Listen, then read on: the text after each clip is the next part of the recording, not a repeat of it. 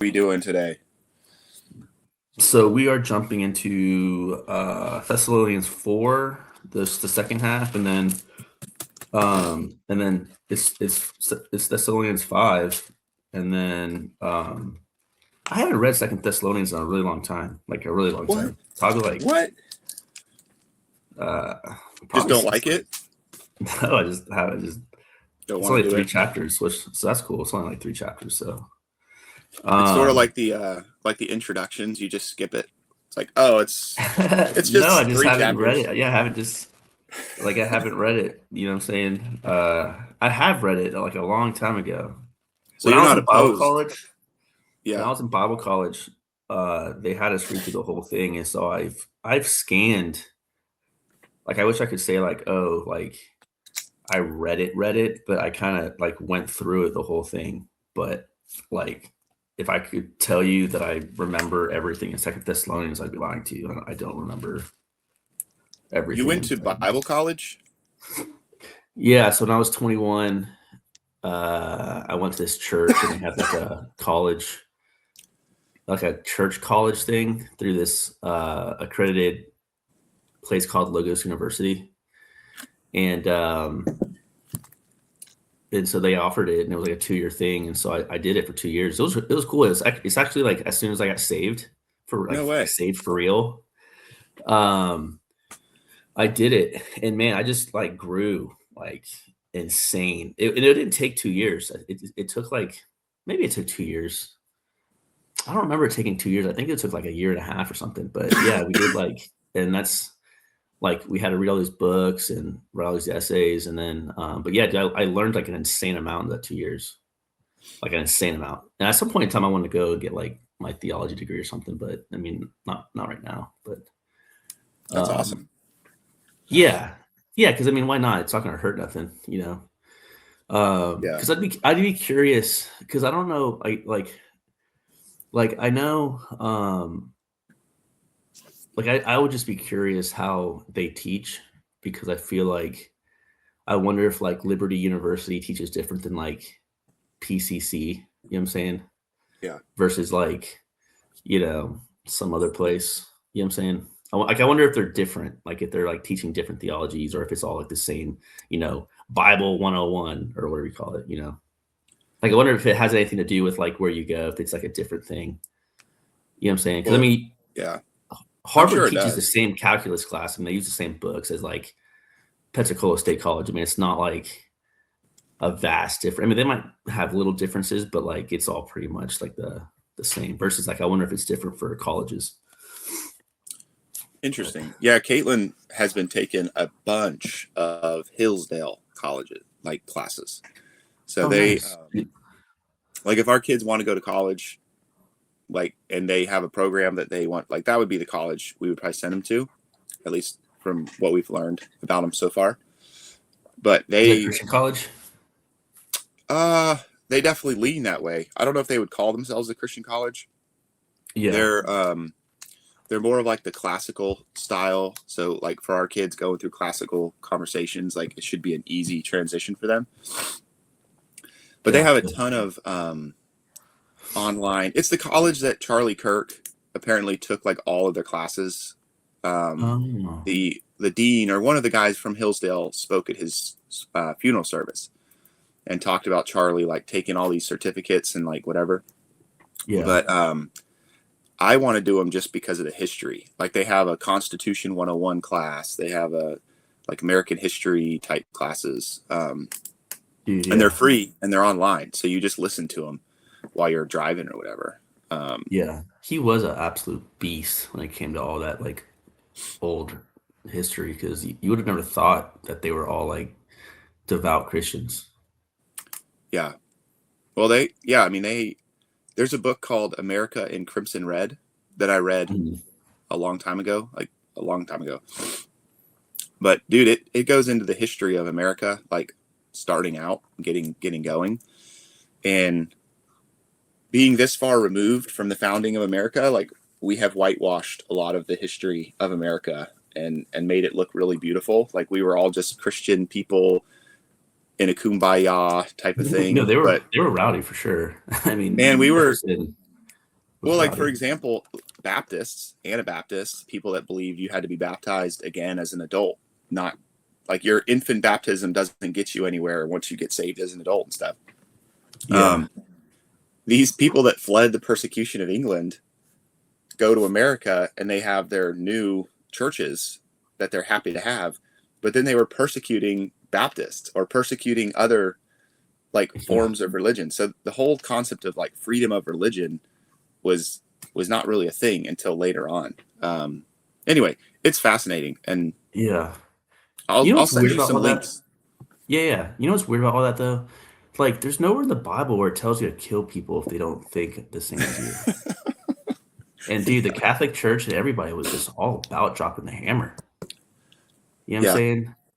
Well, Like, and even the the Jewish people are the same way. Like, I don't think I've read anywhere where it's like, if this person doesn't believe, then you just burn them at the stake, or you know what I'm saying? Like, it's like there's nothing in there that says that. So it's weird. Like, that's what I'm saying. Like, back to what we were talking about way in the beginning is like culture does affect how you read the Word of God.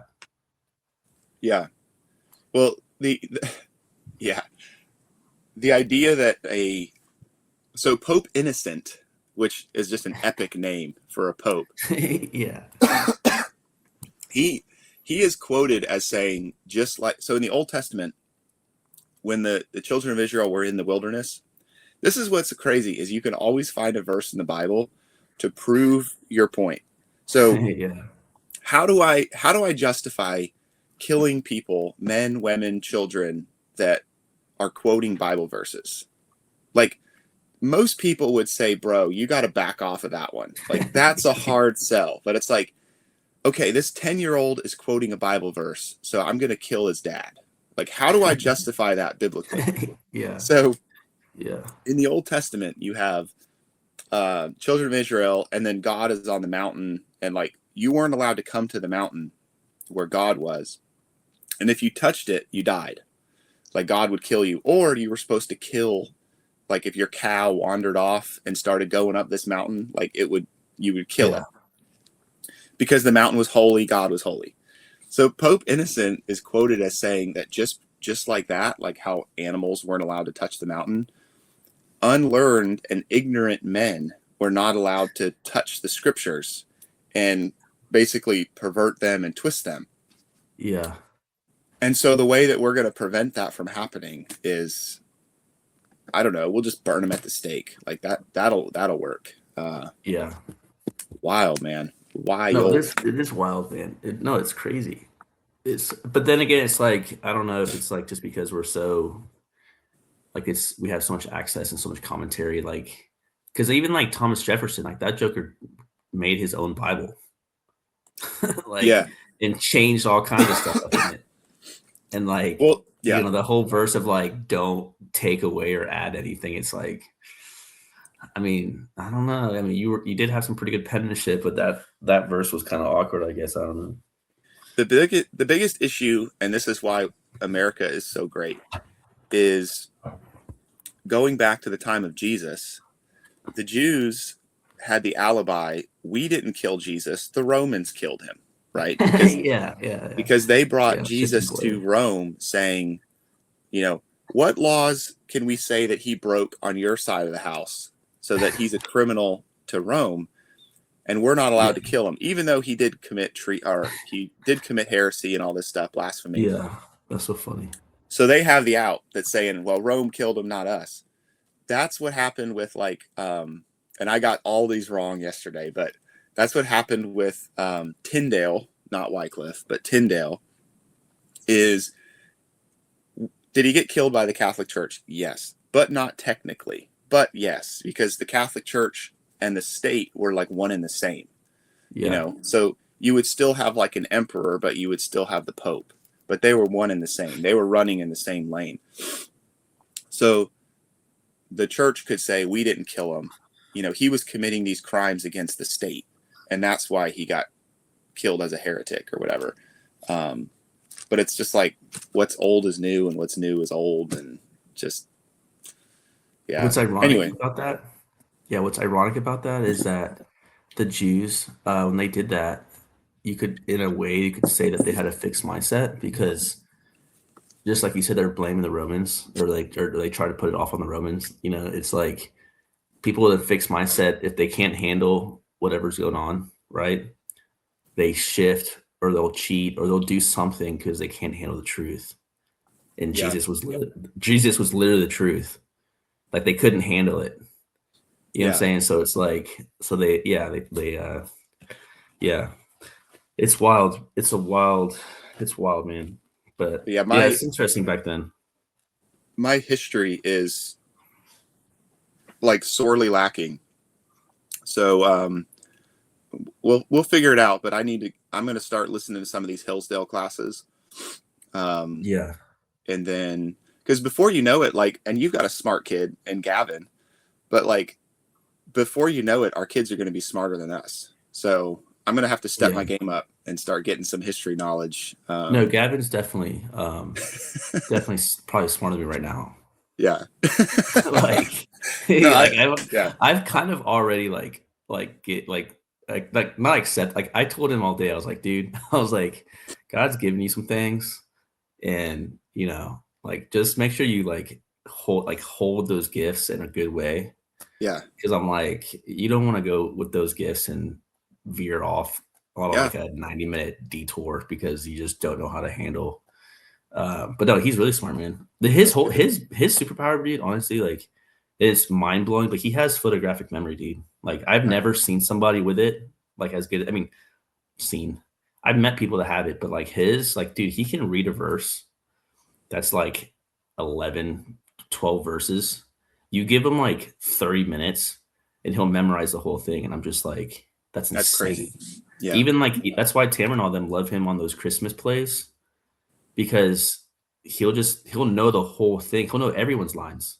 Because Marjorie will listen to it on the way to she'll whenever they get the script or whatever, they always have like a CD that they can listen to, and they'll just listen to it in the car the whole time. Like they don't listen to anything but that.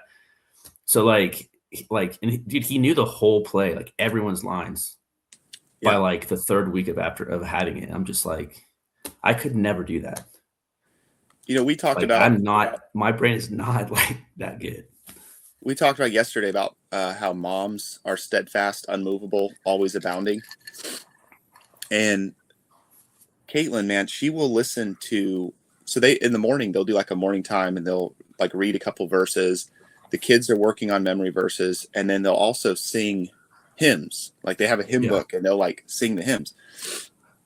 And it is wild because the kids all hear, especially Claire, like she loves to sing and stuff, but she'll be singing like verse 3 of some old hymn.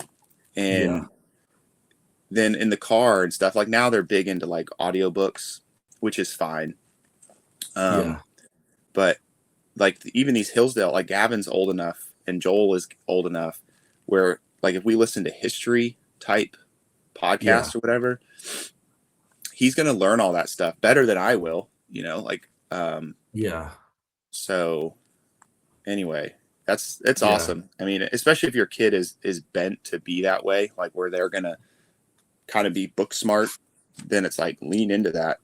Well, right now, I'm literally teaching them that learning is growth. Like learning is good. Like right now I'm teaching them, like, if you come across something that you don't know how to do, or you don't like retrain your mind to look at it like, okay, this is work. This is me, bench pressing weight. This is me. Like, don't look at like something hard as like a stopping point. Like that you can't like, oh, I guess I gotta turn around now. I can't do this. Yeah. Because dude, I was raised 1000%. Like I'm reading this book, dude, and it's like literally changing my life because like I'm so much more joyful now that like every opportunity is an opportunity for me to grow. And then all the stuff that God does in the Bible, dude, all of it, like all the bad stuff, right? Like Abraham and his son, when he took him up on that hill, even in like Lamentations where Jeremiah's crying the whole time and he's like sad about his people disobeying God, like all of it was to like teach the people something so that they would get better. All of it was everything in the Bible, like all the hard stuff, dude, was like literally, I'm trying to teach you something that will benefit you. And they would just not want to do it. They're like totally had the fixed mindset. We're like, we're just going to be like the way we are. versus God's trying to like mold them into like what he wants them to be. And it always seemed like there was one person, like whether it was a prophet or whoever, that like understood that. And so they're like trying to get people to change and grow and like become better. But, you know, but people would fight it. And it's like, if I could just do one good thing for the kids, it's like, if I could just administer that learning is fun, learning is expansion, learning is like God molding you into who he really wants you to be. Like any situation, dude, like literally any situation, and you can make it the worst situation in the world. Think of whatever the worst thing is. It's God teaching you something. Mm-hmm. Like there's a lesson in it somewhere. You know what I'm saying? And it's for his glory. You know what I'm saying? So it's like, if you can just look at any circumstance and just know that like, it's not a waste. It's something that, you know, it's a real life circumstance, but it's really happening, instead of looking at like, oh snap, I can't deal with this anymore. Or, oh snap, like, why is this happening to me? Like, you know, you look at it like, you know, what's God trying to teach me right now? Like, how can I get closer to the Lord right now? Like, what can I do? Like, what is God trying to like to do in my life to where he put this situation in my life right now? It's just, I don't know, man. It's just awesome. So like, even like, I don't know, like anything that happens now, I'm just like looking at like, you know, the Lord's with me and we're going to go through it together. But I don't know. Like, I don't know what I'm going to learn right now, but it's something, you know? Yeah. That's awesome. Yep. But yeah, so verses 13 through 18, it's remember the hope of the resurrection. So it says, but I would not have you be ignorant, brethren, concerning them which are asleep, that ye sorrow not, even as others which have no hope. For if we believe that Jesus died and rose again, even so them also which sleep in Jesus will bring with him. For this we say unto you by the word of the Lord, that we which are alive and remain unto the coming of the Lord shall not prevent them which are asleep. For the Lord himself shall descend from the heavens with a shout, and the voice of the archangel, and with the trump of God. And the dead in Christ shall rise first. Then we which are alive and remain shall be caught up together with them in the clouds to meet the Lord in the air, and so shall we ever be with the Lord. Wherefore, comfort one another with these words. So that's cool. That's the part where it says where we'll meet them up in the sky. Yeah, Gavin was asking me about that yesterday. Not yesterday, like 2 or 3 days ago. He's like, "How do you think that's gonna happen? Like, do you think we're just gonna like float or something?" And I'm like, "Yeah, I don't know, dude. But it's gonna happen." The yeah, we went through this last night with the family, Nice. and that's kind of like my way to prepare for Yeah, this. that's good. Is I like to just run. I basically will just read the passage that we're going to go through. We don't do this every night. We should do it every night, but just kind of read the passage, and then I pick the kids' brains. And usually Joel is always way deeper than I thought he would be with his comment. Like, I need to just start writing them down. Like, the kid could have his own commentary. It's amazing. Kind of that view of the Bible where there's no guile. There's no I don't know. It's innocent, you know, it's just like whatever. Yeah. Anyway, some of it's like mind blowing. I'm like, I need to write all this stuff down. So we read through the passage. And what's interesting to me is the word then in verse 17. So it shows that something happens and then something else happens, right? Yeah. So the dead in Christ, so there's the trumpet, and the dead in Christ rise first. Then we which are alive and remain are caught up. And so we were, you know, trying to make it interesting. I was like, imagine we're here on the farm and you hear the trumpet, whatever that is. Like, it's got to be, you would know, I think you would know that it was heavenly. Like, it wasn't just like Jimmy practicing his trombone down the road. Like, you're going to know this is important. And the voice of an archangel and the Lord shouting. So even when God created the heaven and the earth, he just spoke. He didn't have to raise his voice. So he just spoke and the worlds were created. Well, now he's yelling. So like something significant is about to happen. And I think we would all know that something significant's happening. So I was with the kids. I'm like, we're at home. All of a sudden you hear somebody's yelling. And then you hear like this trumpet, you hear thunder. It's something epic is going on. Yeah. And then nothing for a little bit. And that could be a minute. That could be 2 hours. We don't know how long that, because the dead are rising.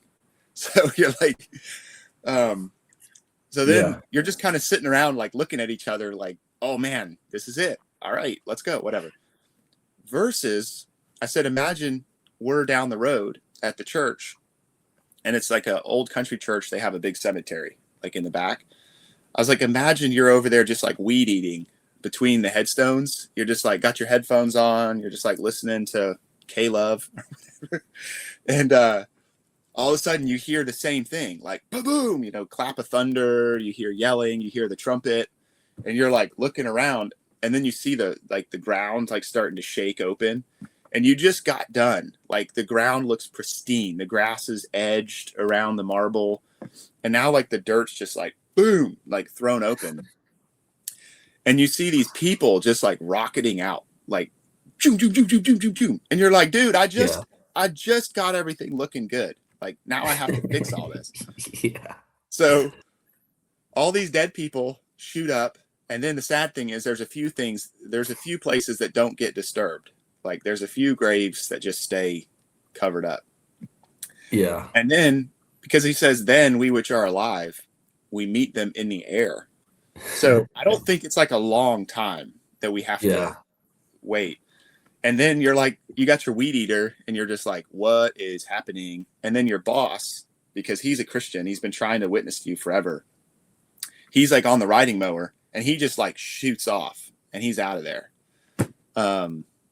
Anyway, it's just like fascinating. Like I remember growing up watching the Left Behind series. Did you ever watch those? Yeah. Yes, I did. I watched the first one. Yeah. And it's like, as Christians, we've totally forgot that like this is going to happen one day. Maybe not in our lifetime. Maybe when our kids are our grandkids, whatever. Yeah. But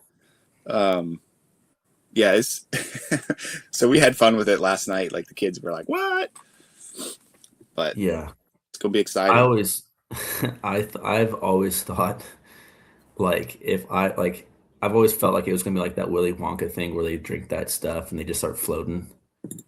And Yeah. so like in my mind, I've always been like, I just need to have like a couple Slim Jims always around because like, take something for the road.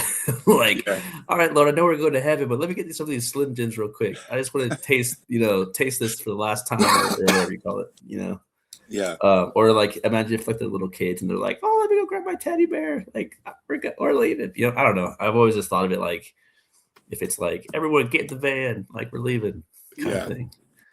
There's always that one person that can't get their act together, that everyone's waiting on to get ready.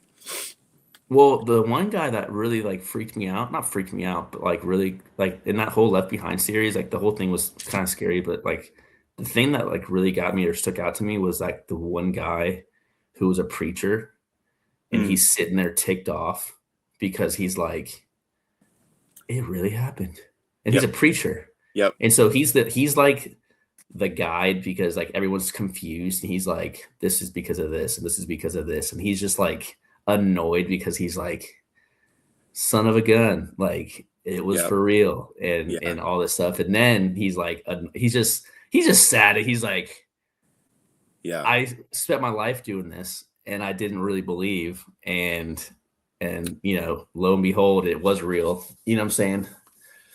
What's crazy is all of the signs and wonders that happened in the Old Testament, and the Jews still rebelled, the Jews still complained, the Jews still didn't believe. And then Jesus comes, all the signs that Jesus did, and the Jews were constantly asking him for a sign. Show us a sign. If you think you're the Son of God, show us a sign. And he's like, first of all, I've already showed you signs. Second of all, like Jonah was a sign. The guy got swallowed by a fish and spit out. Like, and he just cherry picked that one story out of the whole Old Testament. But what's crazy is the rapture is going to happen and people still won't believe. Like, that's the thing that's mind boggling. Just the fact that we have the Bible and the number of Christians who haven't read the whole thing just goes to show you that there's not, like, people don't want to believe. They don't want to Yeah. have the truth. And if you really wanted to have the truth and you were a skeptic, then you would at least read it Yeah. to see if it could be true. No, for sure. That's the heartbreaking thing, is that the rapture is going to happen, and there'll be a story, there'll be a narrative, there'll be this and that, and the majority of people will totally just miss it as far as what happens afterwards. Yeah. Yesterday, no, was it yesterday? Maybe it was the day before. We were talking about Lamentations, and I was like adamantly telling the kids, I was like, hey, just so y'all know, like, like it's like right now it's like it's good. Like we're good. Like, your mom and I are going to church. Like we love the Lord, and you guys are going to church, and you guys love the Lord. But I'm like, look at Jeremiah. He's over here crying because everyone's not doing what they're supposed to be doing, and Babylon's like conquering them, or whatever you want to call it. I'm like, and it's because their parents or their parents didn't do their job. Yeah, Like yeah, they forgot about God. So I'm just letting you know, like, me and your mom are doing our job, and y'all best believe that y'all are gonna do your job, because you yeah, don't want your grandkids and your grandkids all of a sudden crying because whoever conquers them and they just didn't know the Lord. You know what I'm saying? So it's like, yeah, just know that it's like y'all are teaching your kids like the Bible. You know what I'm saying? And you know what I'm saying. But I don't know. I just wanted to put that in their mind of like you got to keep it going. You know what I'm saying? Because it's so important. But yeah, my Bible says, so knowing exactly when the dead will be raised in relation to the other events at the second coming is not as important as knowing why Paul wrote these words, to challenge believers to comfort and encourage one another when loved ones die. This passage can be a great comfort when any believer dies. The same love that should unite believers in this life will unite believers when Christ returns and reigns for eternity. That's one thing that it's sobering, and it's like people have often like thought Marge and I were kind of weird, not weird, but like I mean, I'm sad when people die. Like, don't get me wrong. Like, I'm sad, mm-hmm. but I think about death all the time. Like, I really do. Like, I think about it all the time, and like, it stinks when people pass and they don't have the relationship with the Lord, and it's like they're just left like in wonder, and they're super sad, and they're crying, and all these things, and emotion's not bad. Like, crying when someone passes is not bad, especially if it was like somebody really close to you. Like, that's, I mean, Jesus cried when Lazarus died. I mean, that part is not bad. But what's bad is like when you go to a funeral and like no one knows if this person is saved. The family doesn't even know they're saved. Like, it's just like this awkward, like they want a priest or they want a preacher to do it. Mm-hmm. And then like everyone's hoping that they got there. Or I've heard this thing like, and it's not bad, but it's like, oh, the Lord, didn't like needed them back. So he took back one of his angels or something. And I'm just like, this is just Yeah, like fairy tale stuff. Like, there's no, like, it's not that, like, and dude, it's like priests, like Catholic people, like, will say this stuff. And I'm just like, we're not angels. Like, we're like souls, like created in the image of God. Like, we're not the yeah, same. You know what I'm saying? Like, they're not even created in the image of God. We are. So it's like, but, and I don't think they did Charlie Kirk's thing good. I think it was very off-putting. I think he should have got a way better funeral. You know what I'm saying? But like, or celebration of life, whatever you call it. But when Christians die, like, I tell the kids all the time, like, hey, like, if I die, it's not God's fault. It's not like he's not the bad guy. Like, if something happens to me and your mom, just know that like we're with the Lord. Like, we're not in pain. Like, we're probably sitting pretty good. But just know that it's not like, don't take your pain and blame God for it. Like, if anything, you're gonna take that pain, if you have pain, and you're gonna go to God for comfort. And that's one thing that like is sad to see, is when life happens to them and they blame God.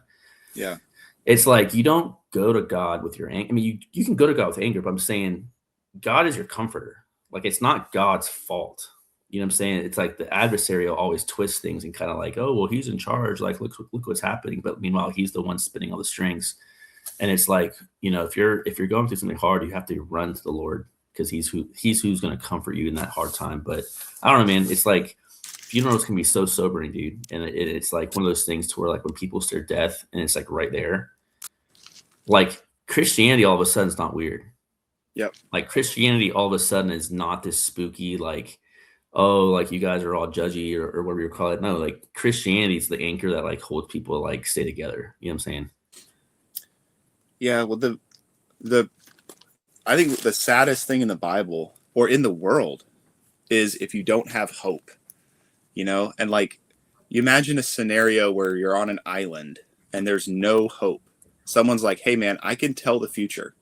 And I'm just telling you, there's no boat coming. Like, you don't have hope. Yeah. What an awful place to be. Like Yeah. if you have a terminal illness and the doctor's like, there is no cure, there is no chance. Like, just in that context, you have no hope. That's not a good place to be. And like Ephesians 2:12, Paul's saying that at that time, ye were without Christ, being aliens from the commonwealth of Israel, strangers from the covenants of promise. And this is talking about Gentiles. Yeah. Having no hope and without God in the world. Now, obviously, we have hope. You can have hope. But he's saying you at that time, as a lost Gentile, you had no hope and you didn't have Christ. And then, here in 1 Thessalonians, he's talking about verse 13, that ye sorrow not, even as others which have no hope. Like, you got nothing. And then 1 Corinthians 15:52 is like probably the best passage for like the rapture and like the believer, not just the rapture, but he says in verse 51, behold, I show you a mystery. We shall not all sleep, but we shall all be changed. In a moment, in the twinkling of an eye, at the last trump, for the trumpet shall sound, and the dead shall be raised incorruptible, and we shall be changed. For this corruptible must put on incorruption, and this mortal must put on immortality. So when this corruptible shall have put on incorruption, and this mortal shall have put on immortality, then shall be brought to pass the saying that is written, death is swallowed up in victory. O death, where is thy sting? O grave, where is thy victory? The sting of death is sin, and the strength of sin is the law. But thanks be to God, which giveth us the victory through our Lord Jesus Christ. And then he goes into that verse 58 that we talked about yesterday. Therefore, my beloved brethren, be ye steadfast, unmovable, always abounding in the work of the Lord. For as much as you know that your labor is not in vain in the Lord. Well, why is it not in vain? Because you can pull people into that hope. Yeah. Like, it's incredible. And like reading through this, when it says, ye sorrow not, even as others which have no hope. When my dad was like dying, we had got him out of the hospital and he was at home and we were on hospice. And that was, I forget how many days that was. It was like a week or so. That is a weird thing to be in, like a weird, because the whole family's there. We know what's going to happen. Like, we know where this is headed. I don't know how you would navigate that if you weren't a Christian, if you didn't have hope, because the timeline is either 2 days or 2 weeks, but it's not more than that. Like, it's just boom right there. And we had people visit. Most of them were Christians. Yeah. But we had some family visit who were not Christian. They couldn't handle it. They could not handle it. And they weren't the one that was on hospice. And like we had one guy, he wouldn't even go in the room and say anything. Just stayed out in the living room, stuff like that. Yeah. Well, then, like towards the end, the very end, the hospice nurse was coming like very regularly just to kind of do stuff, whatever. And she, like, we're just like having normal conversations and we're like kind of joking and we're just talking. And she, like, we're kind of asking her, like, your job is very strange. Like, how did you get into this job? She never said she was a Christian. We never like got into that. She never like went into her faith if she had any. But what she did say is every single home that she goes to, or hospital room or whatever, when the person has faith, and she said it doesn't necessarily always have to be like Christian faith. It could be Yeah. anything. But mostly Christian, because she said it happens with even like non-Christian people. Because I think it starts to fall apart a little bit when you actually are staring death in the face. Yeah. But she said like there's been times where, the mom has to get pulled off of the son, or just stuff like that. Like, hey, we have to take the body, or we have to do this. Whereas she said the spirit that's in a place where everyone knows where that person's going, night and day. Yeah. And she's like, we've actually had, and sort of like, I mean, we're like joking and we're like laughing, and the family is like, it's especially family where the person that's passing has been suffering, like with cancer or with whatever. Yeah. Like obviously there's sadness that comes, like Yeah. obviously, but you're more sad for the people who are left missing out on having a life with that person, but you're not Yeah. sad for that person. There's almost like a bit of jealousy, like, oh my gosh, you get to go. But that was interesting because like maybe she was a Christian. She probably was. I would hope she was, but she preached more out of 1 Thessalonians 3 and 1 Corinthians 15 than a lot of preachers do. Like she was just like, I've seen it. I see it every week. Yeah. Anyway, it's wild. That's really that's really, so I mean, yeah, was he I mean, like did he like what did he have, like cancer or something? Yeah. So he had leukemia. And Yeah. so, yeah, it was kind of an interesting thing, but it was like 100 days or so inpatient in the hospital, Yeah. um, getting treatment, whatever. And then that wasn't going to work. And so they discharged us home to be under like hospice care.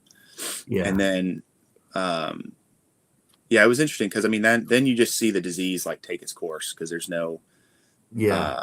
stuff going on. Did he talk to you like I mean, did he like not give you like more advice or something? But I mean, because one of the things that I've realized when people are going through stuff like that is, and it's like it's literally like the last straw when it comes to like your testimony. Yeah. But it's like, I've seen a lot of people in my family kind of go through some hard times, and I just pray that like if I ever have some kind of bad call or so I find out something about me, I really like I'm super adamant. Like I want to make sure that I finish in a way to where like I can show my kids, hey, I'm not afraid, or hey, you know, this happens to everybody. Like whether I live to be 50, 60, 70, 80, 30 years is nothing compared to eternity. Like that's literally two more steps down the sidewalk. Like 20 years is not like you Yeah. think you die at 60 versus 80. Like it's not that long. Like 20 years goes like that. Yeah. And so it's like in the grand scheme of things, it's really not that much different of time. But the way you finish, like I just want to make sure, like if I get the I say opportunity, if I ever, because I heard this guy say like getting a deathbed is actually like a blessing, like Mhm. knowing and Yeah. having a long period of time to like pass versus like getting in a car accident. There's no deathbed. It's instant. You didn't have time to think about anything or whatever. But if you get the opportunity to have a period of time where like something's going to happen, you have time to prepare and kind of like do all this stuff. But I just hope that like if something like that ever happens, like I'm able to like show my kids that I wasn't afraid and that my trust was fully in the Lord. You know what I'm saying? Because like Yeah. I that's like think, because they're gonna remember that. So like that's gonna leave lasting impressions of like, hey, you know what? Like my dad was staring death in the face and he put all his trust in the Lord. You yeah, know? I think the, it's sort of like just having a Christian testimony. Yeah. If you have to, work at it, and before you go out the door, you practice your one-liners, like you're not there. Like it won't hold up. Now the Lord can give you grace, and I truly believe that. Like the verse that carried me through and the family through was the peace of God that passes all understanding. Yeah. And when when I know someone's going through something similar to what we went through, I'll send them that verse and just let them know, like, hey, you may not feel this like overwhelming, crippling sorrow that Yeah. you, from watching movies and from seeing other people go through, you may not have that. And you might feel like, I'm not a good person. Like, I should be more upset about this. Yeah. But the Lord didn't give that neighbor down the street that same peace that passes all Yeah. understanding. Maybe he didn't give that aunt or uncle the peace that passes all understanding, but he's going to give it to you. He's going to give it to the wife. He's going to give it to the kids. He's going to give it to the best friend. So, but back to what you asked about, like, staring death in the face and how that was.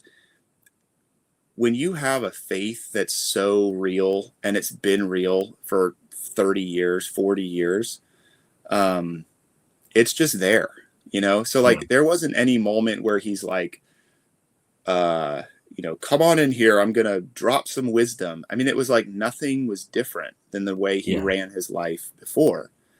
I mean, even in the hospital, like, still had his Bible times, still had his whatever. And then even when we got him home.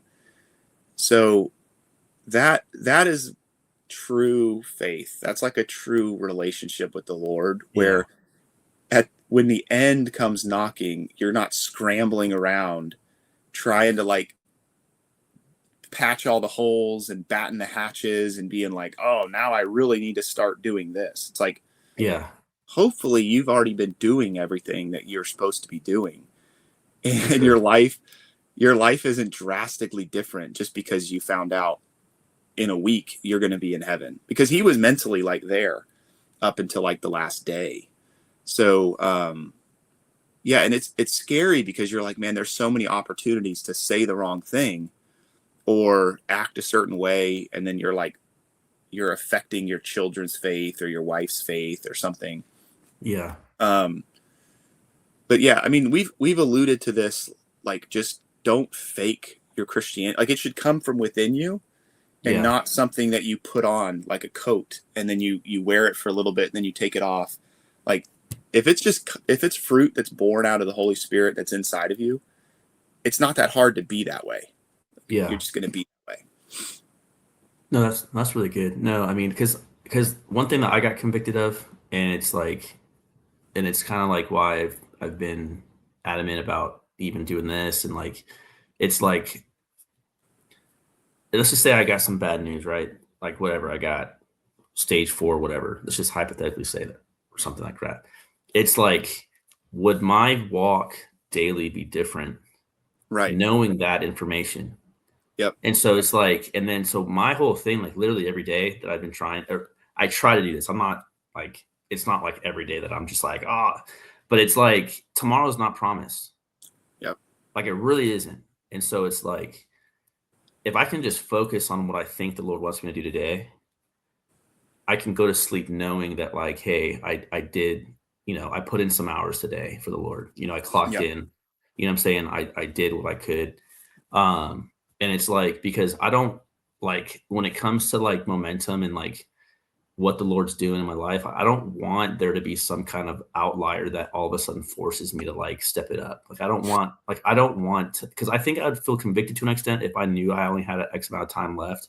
And then all of a sudden I started cranking out more content, or I started telling more people about the Lord. I mean, that's good. It's not a bad thing. But for me personally, I just know, like, I want to be genuine, and I don't care whether times are good or times are bad.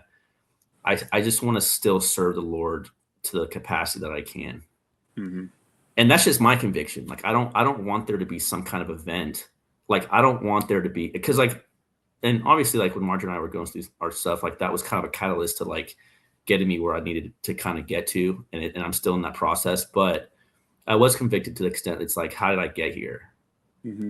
And it's like, why do the people of God, including Israel, including all the Jewish people, including Christians, why does it take something catastrophic to get you moving? Yep. You know what I'm saying? I don't know if that's just like immaturity. I don't know if that's just like the way our flesh is, but it's like, I don't want that. I want to serve the Lord. I want to do his work for the kingdom.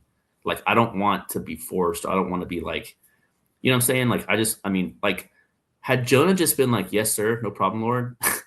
We probably wouldn't have the book of Jonah, but the Joker Yeah. ran and he just Yeah. fought it. And now Yep. it's a whole book because he decided not to do what God said. And it's like he could have just done it. You know what I'm saying? Yeah. And it's like, I don't know, man. It's just like I don't want to have to get swallowed up by a whale to do the Lord's work. I think I just want to be like, yes, sir, no problem. Like I'm terrified, God. Like I'm terrified. Like I'm Yeah. scared. Those people are nuts. But if that's what you're telling me to do, okay, whatever, that's fine. I'll go. I'll go. You know what I'm saying? Yep. Well, So it's interesting because the passage in First Thessalonians, the passage in First Corinthians, at the end of them, Paul gives a command, and the command in First Thessalonians is comfort one another with these words. God, that makes sense. Like that's what you yeah. should do. What's interesting though is he doesn't say, "Okay, now that I've told you this, go out and spread the gospel." He just says, "Comfort one another with these words." You can read into that. Maybe that church had lost people. Maybe Yeah. there's people that had died that were important to that church or something. I don't really know. It's just interesting. That was his commandment that he gave after going through that. And then in First Corinthians, his commandment is, "Therefore, my beloved brethren, be ye steadfast, unmovable, always abounding in the work of the Lord, for as much as ye know that your labor is not in vain in the Lord." So his commandment Yeah. there is a little more of like a kick in the pants. Like, hey, with the knowledge that one day the rapture is going to happen and you're going to get caught up, or you're going to die and then later on get caught up, um, always abounding in the work of the Lord. If that is being a stay-at-home mom, then you better abound in that. Like that better be Yeah. your thing. I I really feel like most Christians in this day and age, they don't know what the work of the Lord is for their life. Yeah. And like sometimes myself included, especially as a guy, it's like, well, my work in the Lord is my career because Hmm. that's what I'm doing and I'm really good at it and I make a lot of money and I'm paying the bills. Okay, maybe that is the work in the Lord for you. Yeah. But do you know that? Or are you just doing it because it's something the Lord has given you and you're good at it? Or are you supposed to be doing something else on the side?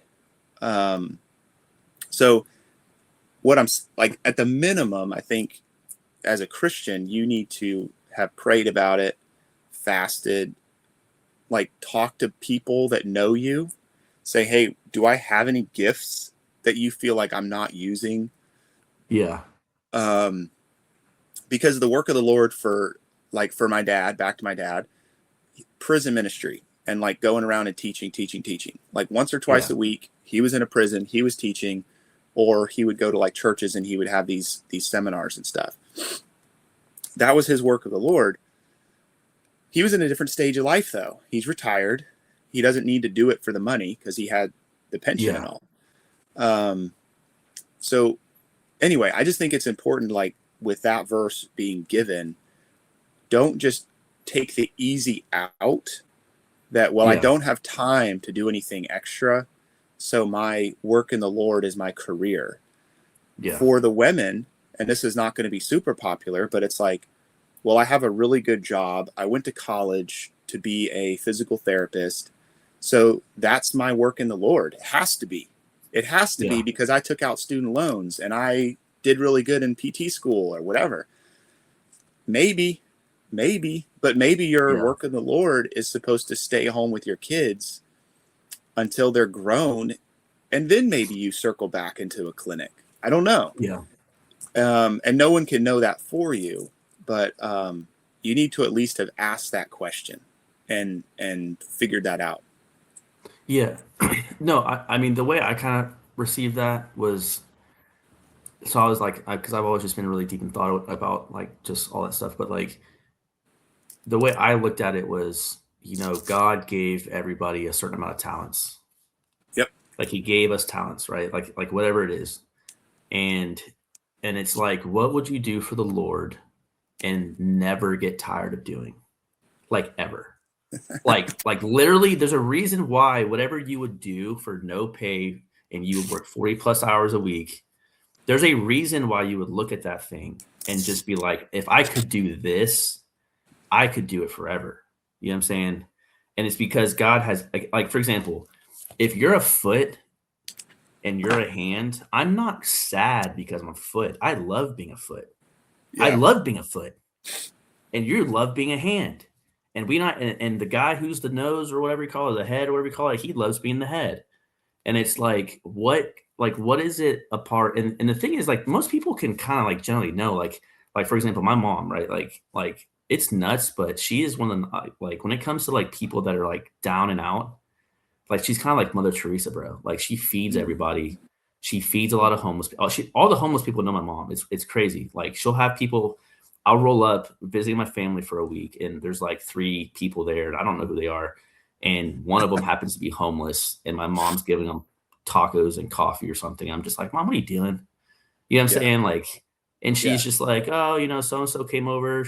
She asked if she could do something, and I said, oh, you can mow my yard, and I'll give you $10. I only got $10. But like, she's been doing it since I can remember, like just like helping people out. And I'm just like, deep down, I'm just like, like, all right, like whatever. But deep down, I'm just like, man, like my mom, like she really has this like ability to just like talk to anybody, like whether they're like wealthy or like a homeless person. Like there's this guy named Bama, right, that would go to my mom's house all the time. He was homeless, and like he would do stuff for my mom, and he would mow her lawn, like pressure wash her driveway, wash her cars. And he stayed at my mom's. He didn't stay there, but he would be at my mom's house for like 2 years. He was always over there, just helping my mom out, right? And then we went over there one day, and Gavin had a birthday party, or like Gavin and Abby had their birthday party, and there's a party or whatever, and there was a gift from Bama there. And I go, Bama, I was like, how'd you get this, dude? He's like, oh, you don't want to know. And I was like, oh, okay, like whatever, like that's fine. It was like a toy truck or something. I don't know. It was toy. That kid down the street's gonna be missing this. Yeah. But what I'm saying though is like I could see his genuineness, and he got my kids a gift, which was like, he didn't have to do that. But because my mom kind of took him under her wing. And so like I naturally I know my mom's like gift is like hospitality. Like it is. Like she's very hospitable. Like there's people always at my mom's house, and if one of my cousins goes to like, if they got to jail or something and they get out on whatever bail or something, like they're always at my mom's house. She's always cooking for them. Like everyone goes to my mom's house, dude. Like my mom's house is like this place where everybody in the whole family goes. But I don't know, man. It's good. But yeah, just knowing your gifts, man. I think it's just like, what could you do all day, every day, and because God obviously gave you that ability. You know what I'm saying? Yeah. But cool, man. Well, yeah, That's this was awesome. good, dude. I'm glad that we got to talk about Thessalonians, and this is becoming my favorite book. Yeah, I thought it was going to be like Colossians or something, but I think it's First Thessalonians so far. It's moved up really into the top spot. Yeah, chapter 5 is good too. Yeah, chapter 5. But all right, man. Well, let me pray us out real quick. Right. Dear Lord, thank you for this day. Thank you for everything you do for us, God. Lord, just be with us. Lord, I pray that we can be an example. If people are going through a hard time, or they're going through circumstances that like a loved one passes, or they're someone's on their on their way out. Lord, I just pray that you can give them comfort. I pray that people around them have comfort in the fact that you're available and you're there for us, and you'll never leave us or forsake us, God. And I just pray that you're with us, Lord. I just pray that whoever's listening to this, Lord, I pray you bless them. And Lord, thank you for everything you do for us. In Jesus' name we pray. Amen. Amen.